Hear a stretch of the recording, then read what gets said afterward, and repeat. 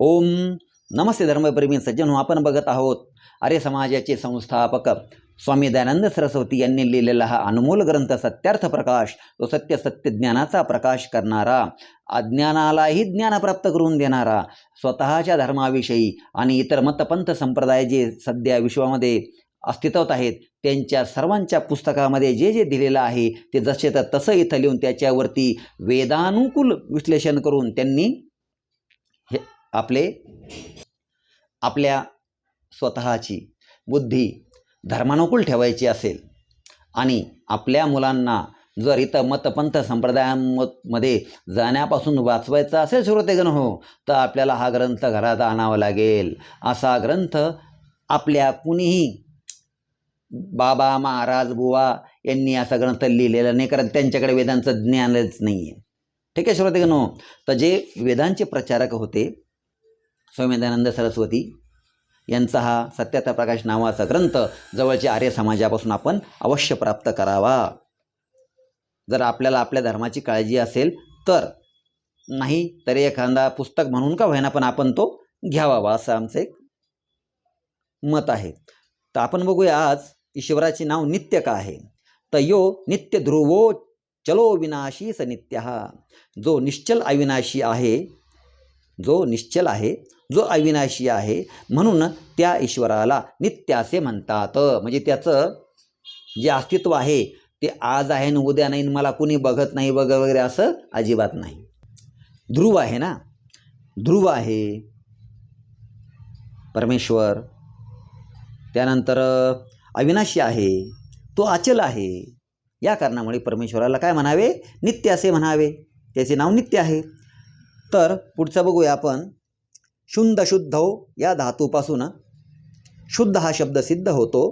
तर या शुद्धती सर्वान शोधयती वास शुद्ध ईश्वर, हा जो स्वतः पवित्र आहे आणि सर्व अशुद्धींना तो पृथक करतो. स्वतःपासून पृथक ठेवलेला आहे ज्याने, जो शुद्ध आहे, पवित्र आहे आणि सर्वांना तो शुद्ध करणारा आहे.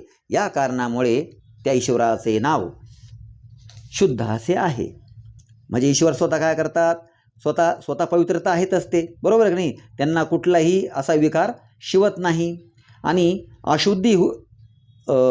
अशुद्धीपासून ते काय आहेत, परमपिता परमात्मा दूर आहेत आणि ते दुसऱ्यांनाही पवित्र करतात. म्हणजे आपल्यालाही पवित्र करतात, सर्व पदार्थांना, सृष्टीच्या पदार्थांना पवित्र ठेवतात. म्हणून त्या परमेश्वरांना काय म्हणावे, शुद्ध असे म्हणावे. त्यांचं नाव शुद्ध एक असे आहे. पुढे बघूया. बुध अवगमने या धातूपासून क आणि त प्रत्यय झाल्याने बुद्ध हा शब्द सिद्ध होतो. तर यो बुद्धवान सदैव ज्ञानास्तीस बुद्धो जगदीश्वर, हा जो सदा सर्वांना जाणणारा आहे. म्हणजे तो सदैव सर्वांना जाणणारा असल्या कारणामुळे त्या ईश्वराला बुद्ध असे म्हणतात. पुढे बघूया. ईश्वराचे नाव मुक्त का आहे. तर मुच्लू मोचने या धातूपासून मुक्त शब्द सिद्ध होतो. तर यो मुंचती मोचेती वा मुमुक्षुंस मुक्तो जगदीश्वर, हा जो सर्वदा अशुद्ध गोष्टींना सदैव अलग ठेवतो आणि सर्व मुमुक्षांना क्लेशापासून सोडवतो. या कारणामुळे परमेश्वराचे नाव मुक्त असे आहे. म्हणजे जो सदैव क्लेशांपासून दूर आहे आणि मुमुक्षूंचे सर्व क्लेश तो दूर करतो, म्हणून त्या ईश्वराला मुक्त असे म्हणतात. पुढे बघूया. ईश्वराचे नाव नित्य शुद्ध बुद्ध मुक्त का आहे.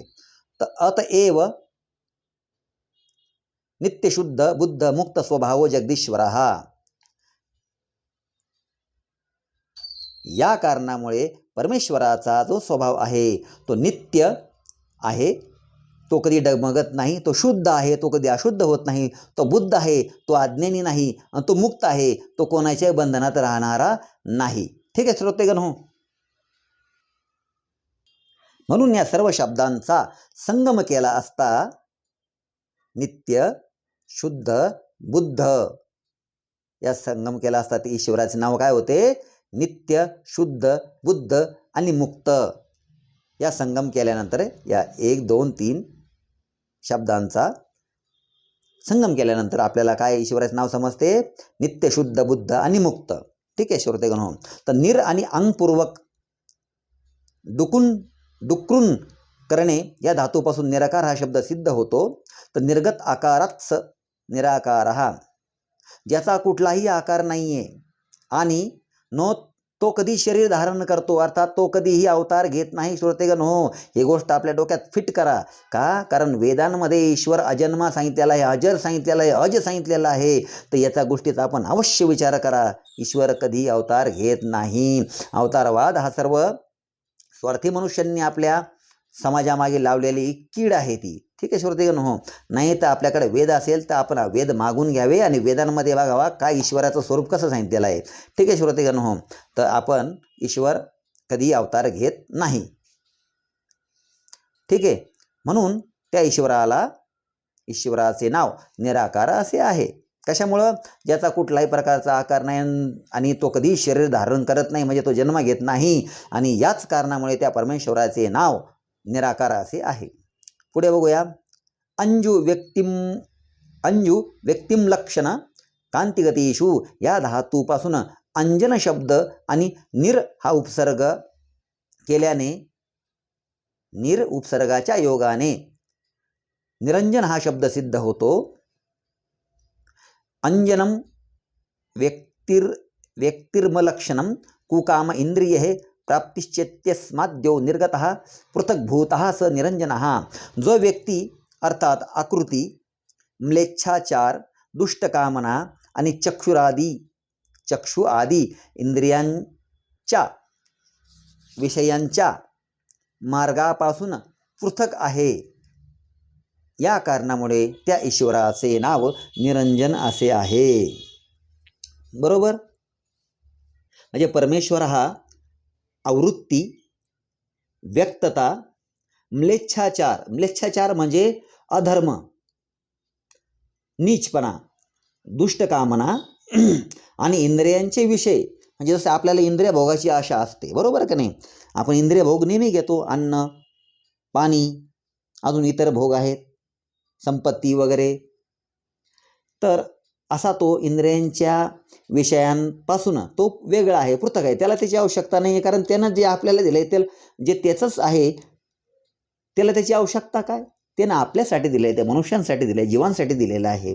ठीक आहे. म्हणून या सर्व गोष्टींपासून तो दूर असल्या कारणामुळे, वेगळा असल्या कारणामुळे, परे असल्या कारणामुळे, पृथक असल्या कारणामुळे त्या परमेश्वराचे नाव निरंजन असे आहे. ठीक आहे श्रोतेगण हो. आपण आता भेटूया पुढल्या व्हिडिओमध्ये. ओम नमस्ते.